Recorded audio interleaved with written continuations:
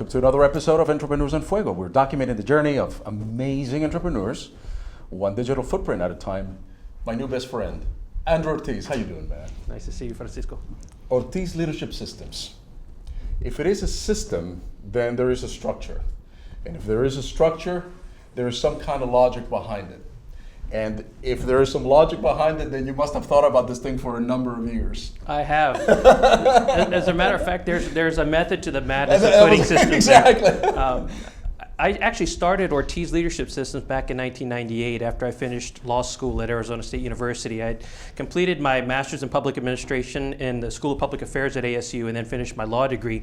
Right. And had anticipated going on and becoming an attorney and having that be my existence for a while. Right. I ended up getting a job offer with the Arizona Community Action Association as an executive director, and that changed the whole course and tenor of my career. Fast forwarding to Ortiz Leadership Systems, this was a business that was really born out of experience that I've had in a lot of different sectors, the nonprofit sector, the for-profit sector, and also working with professional trade associations. But when we talk about systems, you are correct about, there is a tried and true process of trying to improve how you deliver services, Sure. on whether it's leadership, whether it's public speaking, whatever.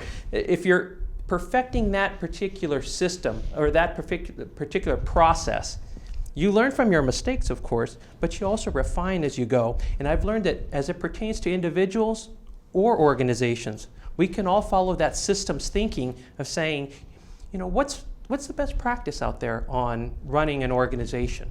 Okay. What's the best practice out there of fundraising or advocacy work on behalf of a certain cause? There's best practices out there. So what I've done with the systems thinking is look to see what the best thinking is on leadership and management in particular. And I've tried to incorporate that into the programs that I offer, whether it's motivational keynote speeches that I give across the country, Right. or if it's working with a corporate client or an individual client in coaching, Right. to be able to refine what they do, bring ideas of what's working in the universe out there, Right. and see what fits for the particular clients that I work with. And that is truly amazing. And of course, the Entrepreneurs in Fuego show is about your journey. We'll talk about that a little bit. But what fascinates me is that you have been able to put together a system, a method that could be applied for any particular industry, as you're describing, right? For leadership, for keynote speaking, for systems in business and so forth. And speaking about leadership, I always wonder, with this system, can you make a leader or is a leader born? That's a great question. And as a matter of fact, for many years now, I've taught leadership with the School of Public Affairs at ASU and also with Northern Arizona University in their management program. And that's the first question that I ask my students. So you're ahead of the game. You're stealing my thunder here. Yeah, you are. I'm inside your head, man. The questions that I ask are leaders born or are leaders made? And then I ask the subsequent question, which maybe we'll talk about in a little bit, is leadership an art or is leadership a science? A science, right? right. So when we talk about leaders being born or made, the old literature around it, which was more the trait theory of leadership, Sure. was, leaders were born. It was like the divine right of kings, or if you were born into privilege and you had, Exactly. means, that was what determined leadership. But now, you have situational leadership, servant leadership, all these other forms of thinking about leadership as a science or art, however you look at it. Right. And the thing is, I believe leaders are made. I mean, some people are born with certain advantages, of course. But the thing is, I don't think that necessarily makes you a leader. It may give you some characteristics of leadership. Right. But in order to lead, you also have to have followers, right? And so when I teach my courses on leadership, we talk about that. We talk about what can you do to perfect your leadership skills. Some of it is interpersonal. If you're working with teams, for example, which a lot of businesses, they're dealing with teams that are not only national, but international. We're global, where you're working with people from around the world. So being able to interact interpersonally with people, sometimes people that may disagree with you or have a different worldview than you, is important in leadership now. But also just the skills of organizing, the skills of being able to communicate your ideas. Because you may have the best ideas, but if you can't communicate them both orally and in the written word, right, you may be missing the boat to a large extent. And I think that from what I'm hearing from you is the fact that you have to become or to learn leadership, you have to be in such a good place of mentorship. Because if you're a good mentor to me and you're a great leader, I am going to learn those skills from you. And the opposite is probably true as well. If you're a terrible boss, you're a terrible leader, at some point I might pick up some of your bad habits as well. Absolutely, absolutely. And I was mentioning the course that I teach for Northern Arizona University. It's called Principles of Leadership. 8 a.m. 5:15. I'm going to be teaching another section coming up, so it's at the front of my brain. But when you talked about the good and the bad, I think that's very true. You know, if you've worked with a good leader in your organization that knows how to treat people, that is a good mentor, that takes the time to develop their employees, that really does send a message. They care. Right.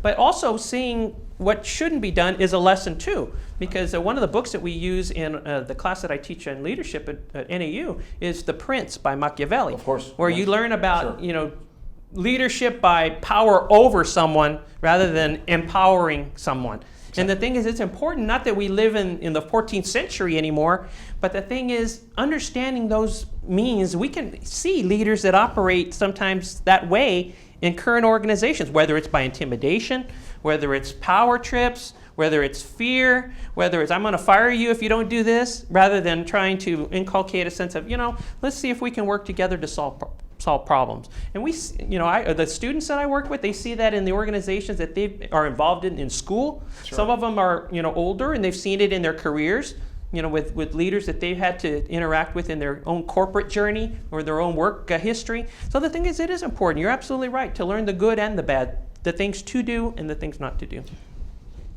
How did you get started into this whole thing? I know that, you went to law school and all that stuff, and all of a sudden you get a job offer, but what fueled your passion to be what you are doing now? I think if you look at it in its genesis, it was my parents. My parents always instilled in my brother and I have a brother that's 6 years older than I, and neither one of my parents were formally educated. My mother finished high school, was top of her class. She grew up in a mining town here in Arizona. But in the 50s, in the mid-50s, there was not an encouragement for Hispanics and Hispanic women in particular to go on to college education. So she was not really mentored in that direction, but she could have been anything she wanted to be. She became a teacher's aide later in life and was great at what she did. But my mom and my dad, they inculcated into my brother and I a strong work ethic, a strong faith foundation in our life, and to be what we wanted to be, to strive and to work and to be diligent about the things that we wanted to do, to dream big, but to have the courage to follow those dreams. And I think at the core, that's really what drives me.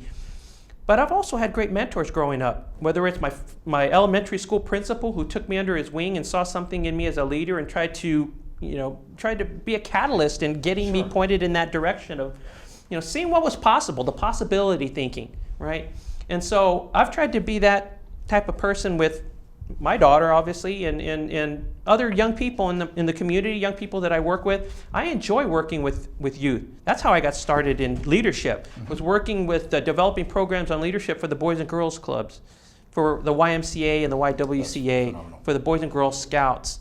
And so being able to see that light being turned on in the eyes of young people when they hear about leadership, because it's really not taught in schools. No. If you're in student council or something like that, or in clubs in high school, you may get some of it. But if you're not in that group or that cadre, you may miss it altogether. Precisely, and I think that's what I think at the center of what we're talking about is a good mentor. Your parents, you sponged from them. They inculcated in you the values that now you are passing on to other people, to students, to the world, and that is phenomenal. And I think that's the power of very good mentorship. Here with entrepreneurs and Fuego and with the Top Foundation, that's what we're trying to do. We work with Job Corps here in Phoenix. Excellent. And we have some phenomenal interns that we try to again just instill those values and everything else. That's fantastic.